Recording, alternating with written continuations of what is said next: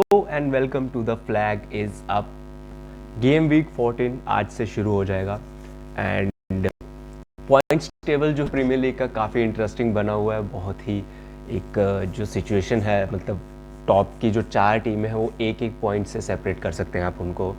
Arsenal is at 30 points right now, followed by Manchester City, which is at 29. Then we have Liverpool at 28 and Aston Villa at 28 again. Then there is Tottenham at number 5.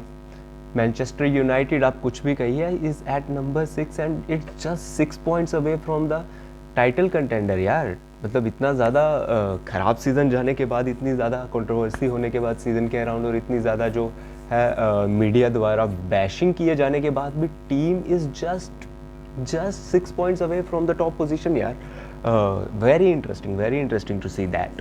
So ये जो game week है obviously इसमें कुछ बहुत ही तड़कते भड़कते encounters नहीं है, बारिंग United versus castle एक अच्छी गेम होने वाली है, बढ़िया गेम होने वाली है। बाकी जो फिक्सचर्स हैं उसमें Tottenham versus City is also going to be some good game.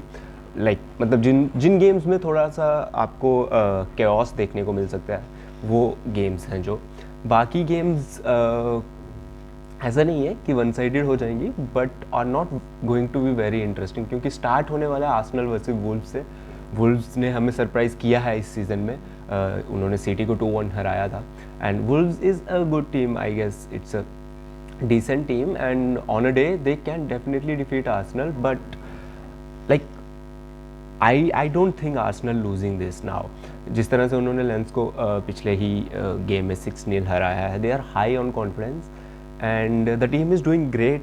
And also Arteta जो रोटेशन कर रहे हैं इस सीज़न, जो लास्ट ईयर नहीं दिखी थी। लास्ट ईयर एक consistent team through out the जो फिक्सचर्स थे उनके, वो चल रही थी सेम टीम ही, वो यूरोपा में भी ऑलमोस्ट खिला ले रहे थे कई बार तो।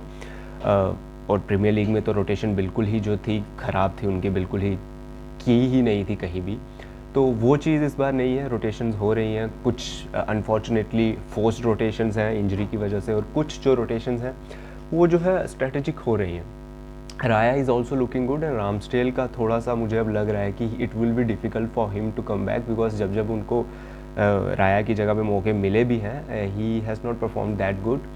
सो Arsenal versus Wolves, I would से Arsenal 2-0, and yeah, I think that's going to be the score line. Then there is Brentford versus Luton। देखो, अगर इस मैच में आप मुझसे एक हफ़्ता पहले पूछते, 2 हफ्ता पहले पूछते, तो मैं कहता कि आई मीन 1-2 महीना पहले पूछते तो मैं कहता कि Brentford is winning this game. But the way Luton is playing now, I would say is fantastic, and they have the capability at least to draw the game against Brentford. I think they can manage that, and this game I would see 1-1 draw. I would say Brentford versus Luton. Burnley versus Sheffield, again I would say Sheffield. Nottingham Forest versus Everton, I would go for Forest in this fixture. ये है हमारे अभी तक जो Saturday को जो fixtures हैं उनकी बात की है। उसके बाद संडे को जो पहला फिक्सचर है, जो कि आपको रात को ही देखने को मिल जाएगा, सैटरडे को 1:30 बजे, मैनचेस्टर यूनाइटेड वर्सेस न्यूकासल। बहुत इंटरेस्टिंग होने वाला है। न्यूकासल के साथ थोड़ा जो चैम्पियंस लीग में दिक्कत हुई है, that is there, and the way they defeated Chelsea in the previous game. The team is looking very good, very solid. Eddie Howe की managership I guess is working perfectly for them still. ऐसा लगा था कि इस season शायद वो चीज़ें नहीं कैरी ऑन कर पाएंगे जो उन्होंने लास्ट सीज़न करके छोड़ दी थी, but no dude, they are like playing like a champion team, like a team which is definitely going for titles, trying to go for at least competing for the titles, and that's what they are doing very perfectly. So it would be very difficult for Manchester United to win this game। गैलेटासराय के साथ जो UCL में हुआ वो भी एक कहीं ना कहीं आपके दिमाग में रहती हैं ऐसी चीज़ें। एवर्टन को आपने 3-0 से हराया है अपनी पिछली गेम में प्रीमियर लीग में, बट स्टिल यूनाइटेड के लिए थोड़ा सा टफ होगा। न्यूकासल की टीम जो कि दो they are going through a lot, बहुत सारी इंजरीज़ हैं उनकी टीम में, 12-13 इंजरीज़ हो गई हैं मुझे ऐसा लगता है अभी तो न्यूकासल की टीम में, but still like still they are looking good, so that says a lot, that speaks a volume about that team and the depth that they have. So I would say 2-1 Newcastle, United versus Newcastle में। Erik ten हैग किस तरह की lineup उतारते हैं, क्या वो ओनाना को drop करते हैं? I don't think, because there is no other option in the dressing room. मतलब तुम बायंदर को लेकर के तो नहीं आओगे ओनाना के ऊपर।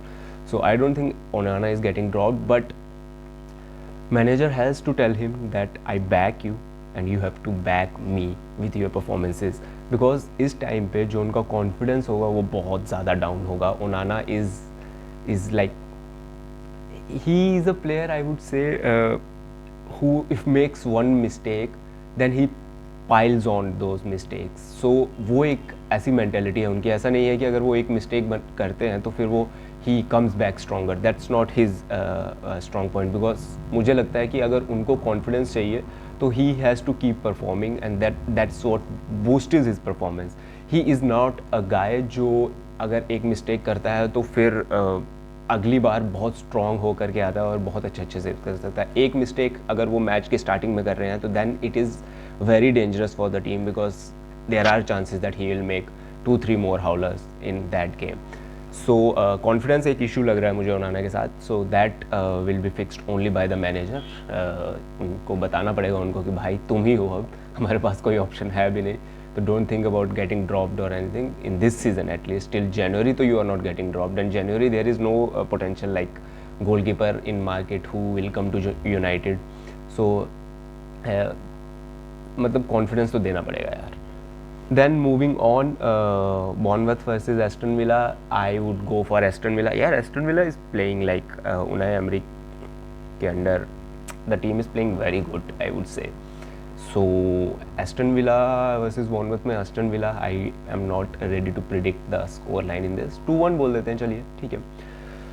Next comes Chelsea versus Brighton. It's like Brighton versus Brighton light, I would say, not Chelsea versus Chelsea light.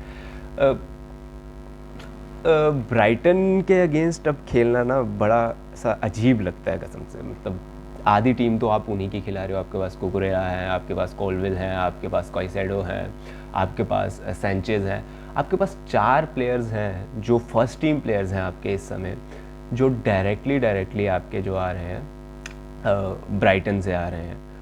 And still you will go to Brighton and Brighton will come to basically Stamford Bridge and they will thrash us. There is a high chance that they will thrash us, right. So मुझे समझ नहीं आ रहा कि like Chelsea के साथ क्या हो रहा है, किस तरह से हम कम बैक कर पाएंगे, मुझे नहीं पता। So I am very much like bored with Chelsea now, कि अब तो मतलब मज़ा भी नहीं आता डिस्कशन करने में इनके लिए। And Reece James is out, then I think Cucurella is also out, I guess. Yes, Cucurella is also out. So we will be playing with full backs only हमारे पास, सॉरी सेंटर बैक्स ओनली। या बढ़िया शेले होंगे हमारे पास, Thiago Silva होंगे, कॉलविल होंगे, सबकी जो नेचुरल पोजीशन है इन सबकी वो is centre. Malo Gusto is out, he is injured, Colville is out, so we don't have anyone on the right or left, we have only centre backs left now. So 4 centre backs will be there to defend Brighton, and जिस तरह से Brighton खेलती है खोल के रख देगी भाई हमारे डिफेंस को, क्योंकि already we are weak on defense and then our players are not available, so it is going to be very difficult.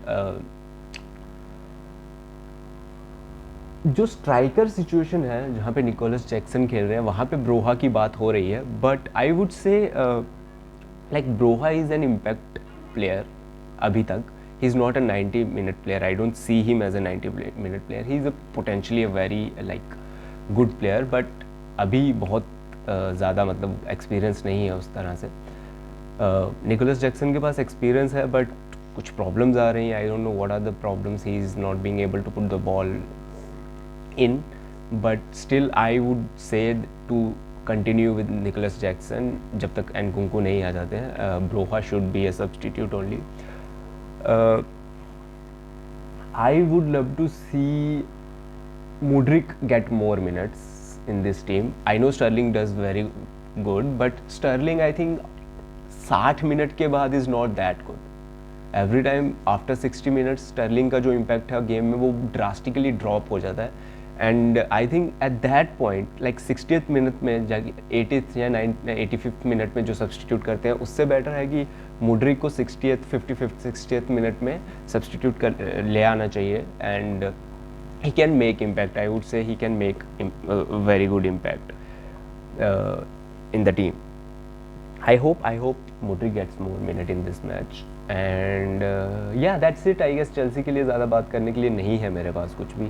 They can surprise you with a very good performance, but they can also surprise you with a very very poor performance. So let's see which Chelsea shows up. 1.5 साल हो गया यार यही कहते हुए. Every like week there is this cycle कि Chelsea are back, we are into dumps, Chelsea are back, we are back into the dumps. So पता नहीं ये कब सही होगा, मुझे तो नहीं समझ आता कि होगा भी कि नहीं होगा. It's very difficult now. Moving on, Liverpool versus Fulham. I would say Liverpool. Chelsea versus Brighton का score line में I'm very hopeful and I would say 2-2 draw. It would be a 2-2 draw for Chelsea. Liverpool versus Fulham, Liverpool. West Ham versus Crystal Palace, I would say West Ham. City versus Tottenham, I would say Tottenham. Simple. I would say Tottenham because Tottenham can do this. And City, UCL में they are another team and Premier League में they are a little bit shaky this year without De Bruyne, I guess. So City is going to be. It is going to be very tough for City also, as it is going to be for Tottenham in this game. So it would be a very good game. ये enjoy करने में मज़ा आएगा क्योंकि Tottenham जिस तरह से high on press रहता है, City always high on press. तो दो fast playing teams जब आप देखोगे तो बहुत मज़ा आएगा. बहुत गोल्स भी आ सकते हैं, एक भी गोल नहीं आ सकता, लेकिन जो मैच होगा वो बहुत ज़्यादा बेहतरीन होने वाला है, इसकी गारंटी है मेरे से. तो ये मैच देखने वाला होगा. मेरे लिए मैच ऑफ द वीक जो है वो मैनचेस्टर सिटी वर्सेस टॉटनम ही होने वाला है. एंड आई होप बढ़िया गेम देखने को मिले यार. बेसिकली तो यही होता है, गेम वीक का मतलब यही होता है कि हम इन्जॉय कर पाएँ. एंड आई थिंक या that's it from this weeks predictions. आपकी क्या प्रेडिक्शंस है, आपकी क्या राय है, कमेंट बॉक्स में हमें बताइए. अगर आपको कंटेंट पसंद आ रहा है, हम रेगुलरली अपलोड कर रहे हैं, अपने से कोशिश कर रहे हैं, तो प्लीज़ सब्सक्राइब कीजिए चैनल को और अपने दोस्तों के साथ शेयर कीजिए और देखते रहिए द फ्लैग इज़ अप.